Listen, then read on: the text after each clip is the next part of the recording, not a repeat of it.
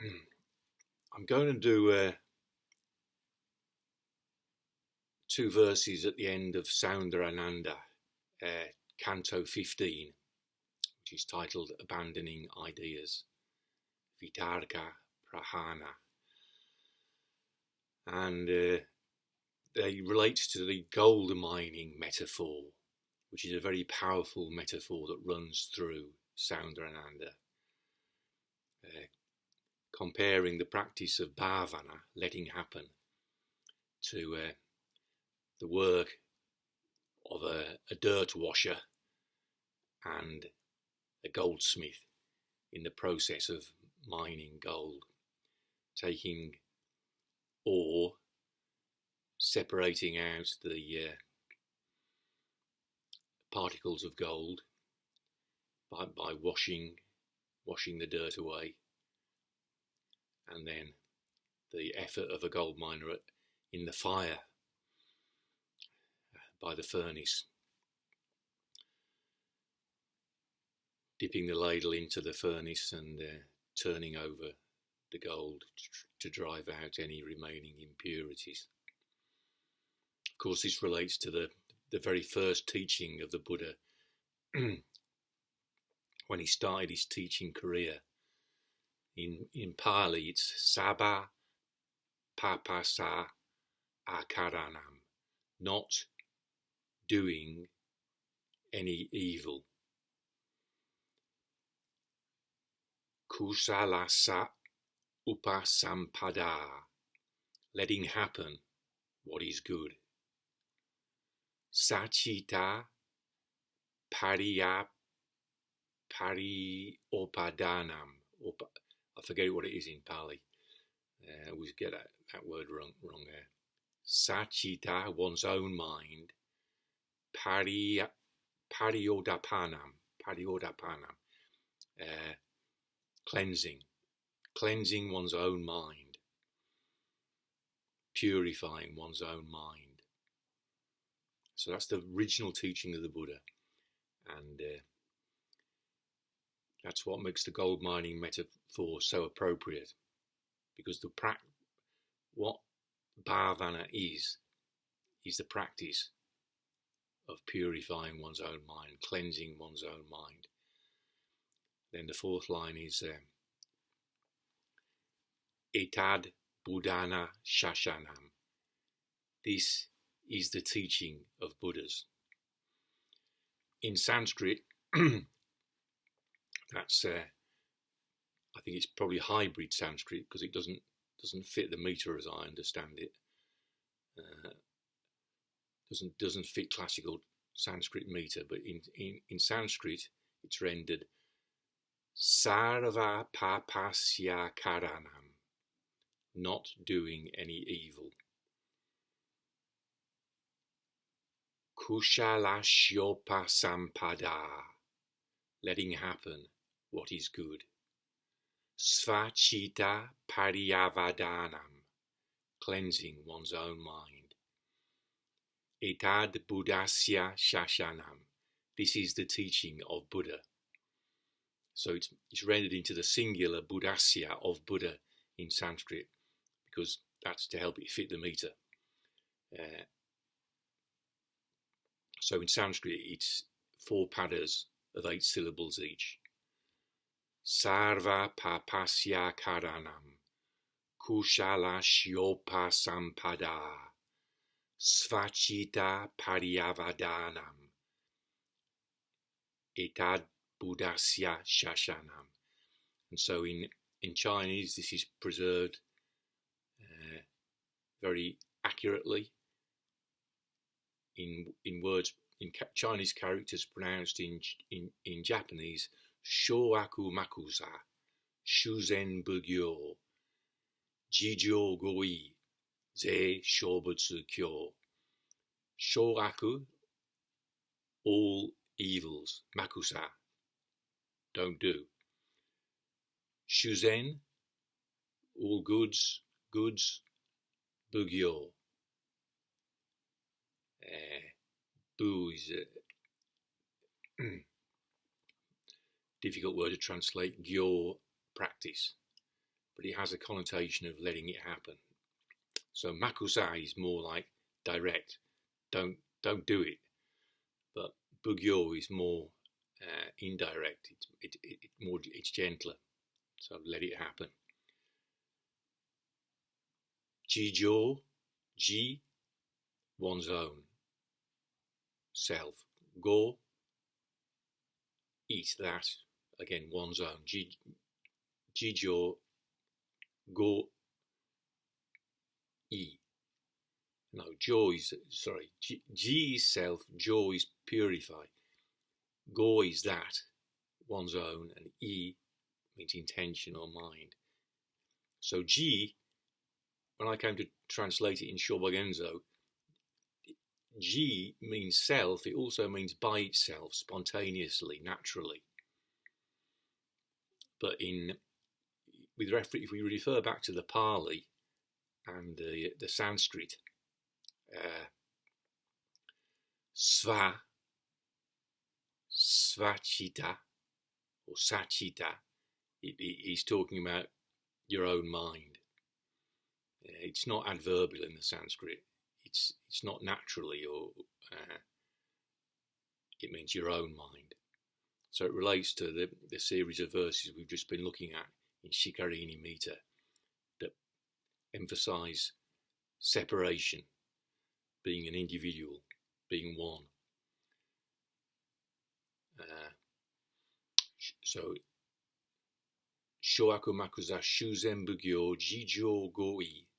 Ji, self, Jo, purify, Go, I, one's own mind, your own mind. Ze, this is Shobutsu, the Buddha's Kyo teaching. So this is the original teaching of the Buddha. Okay, if you study those three verses in Pali, Sanskrit, Chinese, Japanese, that's the fundamental thing. There's no need to have any doubt about that. See, I'm responding still to my friend's doubt about which his doubt was to do with Zazen and Bhavana. He believes in Zazen. And so what I'm saying about Bhavana is he's got a doubt about it. So the doubt arises from his belief in Zazen is misplaced. If there's a mismatch, if there's some cognitive dissonance there, which there obviously is, which makes my friend feel a doubt, there's no question that there's some mistake in the teaching of Shoaku Makuza. Shoaku Makuza Shuzen Bugyo Jijo Goi Ze Shobutsu Kyo is fundamental to Master Dogen's teaching. And there's absolutely no doubt that is a very nice literal translation of the Sanskrit sarva-pāpasyākaraṇaṁ. Kuśalasyopasaṁpadaḥ. Svacitta-Paryavadanam. Etad buddhasya śāsanam. And that in turn is a perfectly accurate rendering in Sanskrit, apart from the sort of singular plural thing of Buddhas, of the Pali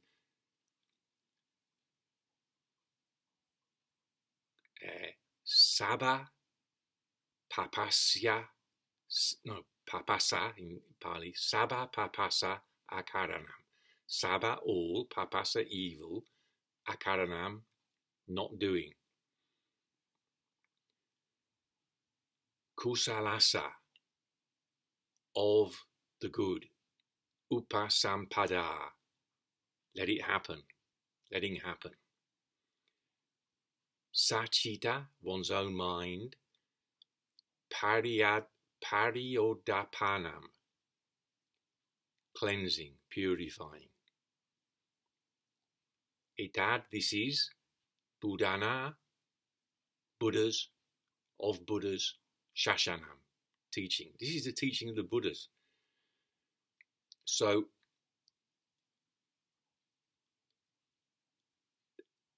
how to purify one's mind, how to purify one's own mind, the work of purifying one's own mind.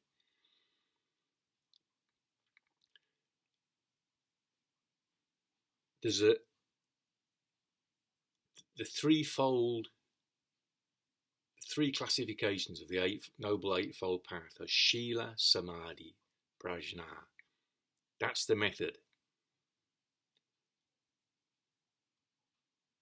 Shila, Samadhi, Prajna. So the Buddha says that in 5 verses in Soundaranda, Canto 16. And what I'm going to do as a preamble to the 2 verses on the gold mining metaphor, which are at the end of Canto 15 in the Shikarini meter. I want to go through those 2 verses in detail. But before that, I wanted to do this preamble, and also I'm going to do the 5 verses in Canto 16, which are in the Upajjhati meter, which is 11 syllables. The Shikarini meter we've been looking at is 17 syllables. The Upajjhati meter, Upajjhati, is 11 syllables, 4 padas of 11 syllables each. So there are 5 verses in Canto 16 which go through Shila, Samadhi and Prajna, and then praise the Noble Eightfold Path with its three-way classification of Shila, Samadhi, Prajna. So on that basis, we'll understand how bhavana is fundamental method of purifying one's own mind. What does that mean? How does the gold mining metaphor clarify that? So the point is that if you understand that and then you think Zazen is different from that, the problem is you haven't understood what Zazen really is. And that's my experience. The way I was taught to practice Zazen was different from how we're going to explore it with the gold mining metaphor.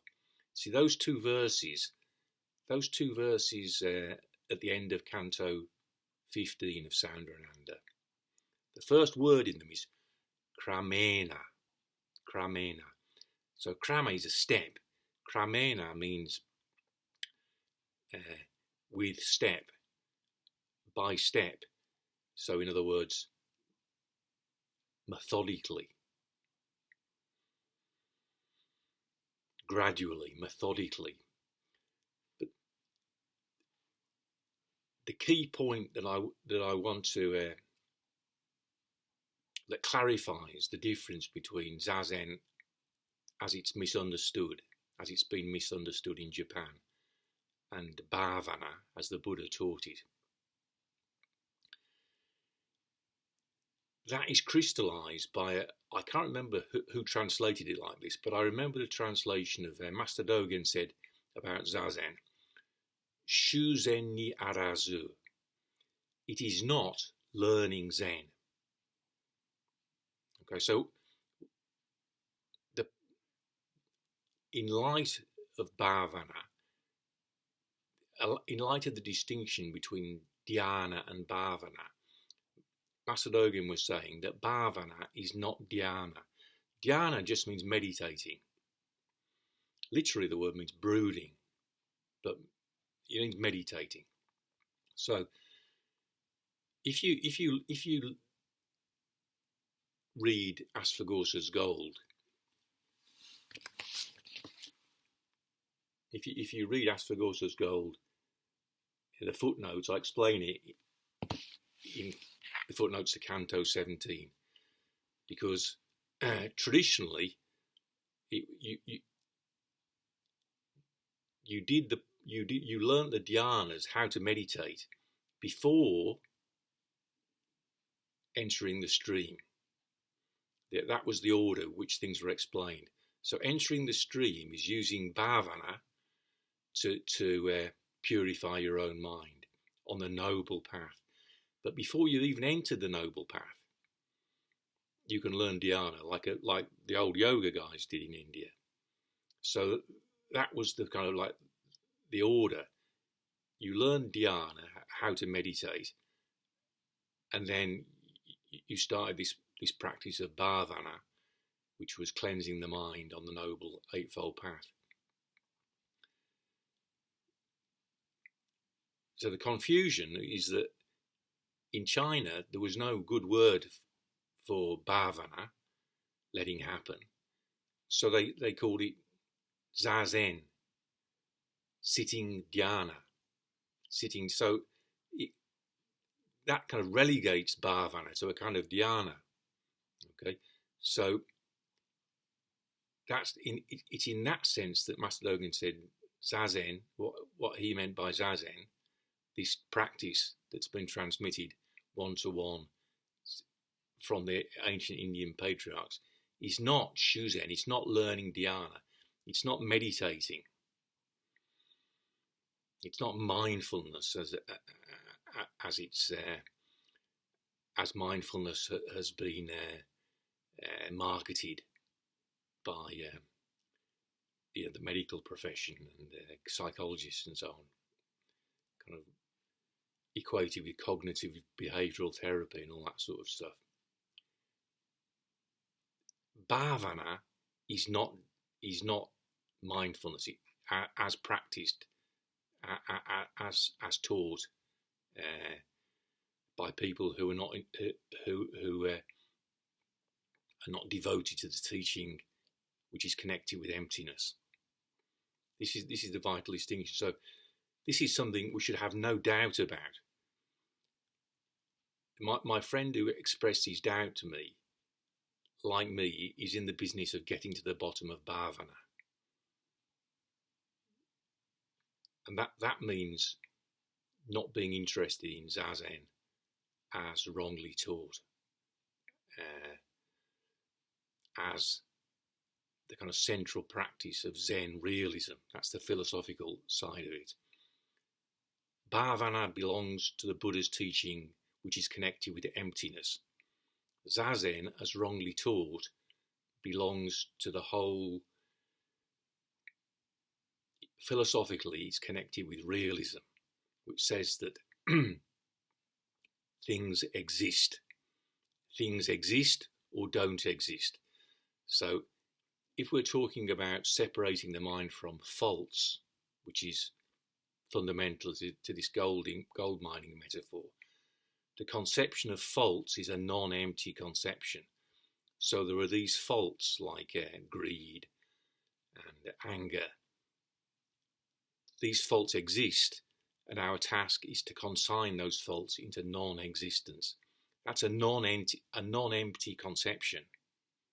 That's a realist conception. The empty conception is that greed, anger, etc., ignorance happen. They don't exist. They don't exist. But neither do they not exist. The teaching is in the middle way between it exists and it doesn't exist. Greed and anger and ignorance happen. They're dependently arisen. So they're caused not by any non-empty specific cause, but they happen dependent on causality. Not on they happen emptily. So without that understanding, we're not going to understand the gold mining metaphor. The gold mining metaphor is connected with emptiness. We'll delve deeper into that when we look at the metaphor itself. But before we actually go through those two verses in Shikarini meter, word by word, pada by pada, line by line, we're going to go I think it's necessary to go to those 5 verses in Canto 16, where we look at Shila, Samadhi and Prajna. Emptiness, the teaching of emptiness very much relies on Prajna. We have to understand it. We have to understand it, what emptiness is. So Shila means good conduct or virtue. And that prevents the faults from happening. It's preventative.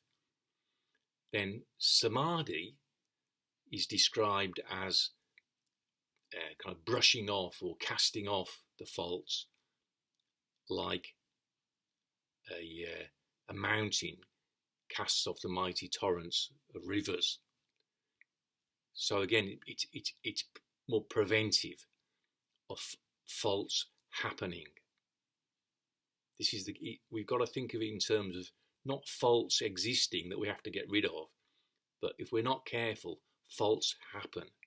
So how do we cleanse the mind, keep the mind pure in the face of these faults which are liable to attack us? That's the kind of metaphor, the scheme the Buddha favours. It's like the faults want to attack us. We have to put on the armour of mindfulness, the armour of remembering what we want to happen. That's true mindfulness. It means remembering what we want to happen, not seeing what is. It's more active than that. So, but then prajna, understanding, that is what destroys the faults. It doesn't mean they exist and we consign them to non-existence. It's more like they're enemies happening and we kill them. Not in the sense of making them not exist, just we defeat them. In light of emptiness, faults neither exist nor don't exist. So it's not that we make them not exist, but we absolutely stop them from existing. That's the key. That's how understanding stops us from seeing faults as non-empty existent things.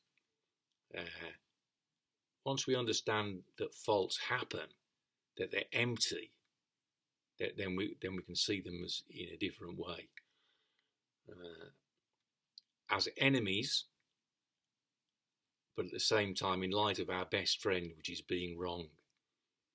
Because wanting to get rid of the faults is trying to be right. Whereas if we can understand in what sense being wrong is our best friend, then that's the best basis for dealing with the faults as enemies that are happening.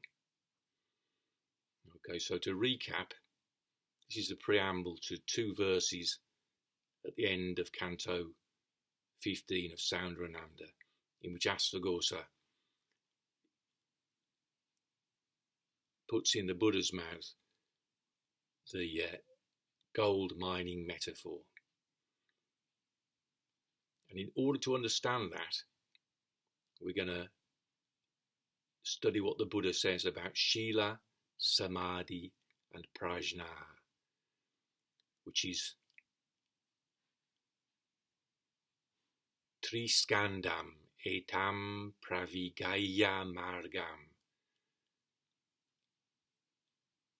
Triskandham, three-way classification. Triskandham, etaṁ, this mārgaṁ, path, this 3-way path. Pravigāhya, diving into, devoting oneself to, throwing oneself into this 3-fold path. Praspaṣṭam, aṣṭāṅgam, ahāryam, āryam. Praspaṣṭam, straightforward. Aṣṭāṅgam, 8-limbed, 8-branched. So it's got a nice euphony. Praspaṣṭam, aṣṭāṅgam. Straightforward, 8-branched. Ahāryam, can't be taken back, can't be taken away from us. Āryam, noble. It's a noble path. This is a noble undertaking. See, in the 20th century history, as I understand it, the powers that be have deliberately created a shortage of energy. The technology is there so that we all have plentiful energy. But this whole sort of net zero scam, it's part of a wider agenda to keep the people down, the people in control. They want to control us like cattle, culling us when necessary. It's all about control. So if there was plentiful energy for everybody, we wouldn't be so easy to control. Keeping energy and therefore food in short supply is how they want to control us. This is what they call the elite. What a misnomer that is. These are the most ignoble people in the world who want to exert sovereignty over others. True nobility is exerting sovereignty over the self with the will to help others. That's what true nobility is. And the culture I was brought up in, we scoff at nobility. For a common person like me, with my grandparents like steel workers working in a Lancashire cotton mill, we were common as muck. And the British culture is such that for someone from such a working class background could aspire to nobility, that would be laughable. That's the kind of thing British comedy is based on, you know, so some lowly person with lofty pretensions. It's only recently this struck me, you know, Arya Satya, the noble truths. That's what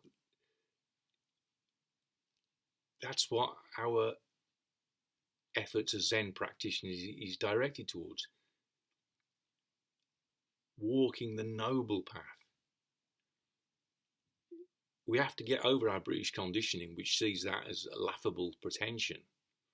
No, that's not a laughable pretension. It's, in light of emptiness, it's perfectly possible for every one of us to exercise sovereignty over ourselves and have the noble aspiration of helping others. And what we're up against is extremely ignoble people. They're not, in light of emptiness, I shouldn't condemn them as being forever ignoble. They can get on the noble path as well if they recognise the error of their selfish ways. But this is also what the gold mining metaphor is about. It's a noble aspiration to cleanse our own minds, to turn our back on evil, doing no evil, letting happen what is good. You see, letting happen, ironically, the ignoble ones understand the power of letting happen. They have the phrase lie hop, letting it happen on purpose, letting it happen on purpose, or my hop, making it happen on purpose. So that the perfect example of a lie hop is a false flag attack, like something like 9/11, where in that case it was more making it happen on purpose. So they make something happen, which then the reaction to it gives them more power.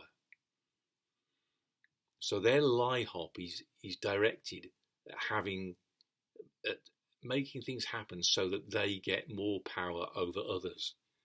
And our lie hop is letting something happen, cleansing our own mind, so that we get sovereignty over ourselves, and on that basis a better place to help others. So bhavana is lie-hop for the good.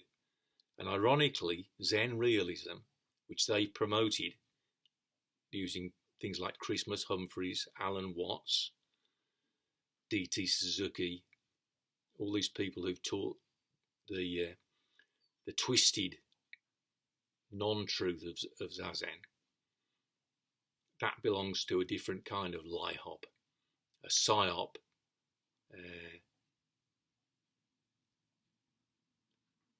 that's tied up with the idea that emptiness means nihilism. So true emptiness is in the middle way between it exists and it doesn't exist. But the Zen, as the British powers that be would have us understand it,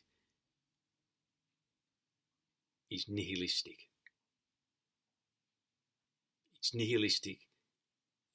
It's cynical about nobility. That's how I was conditioned to think.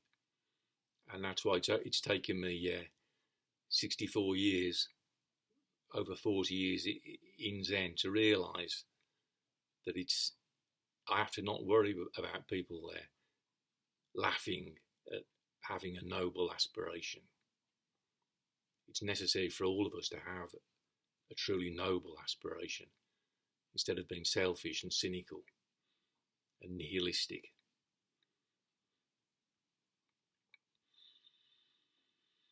So to be continued.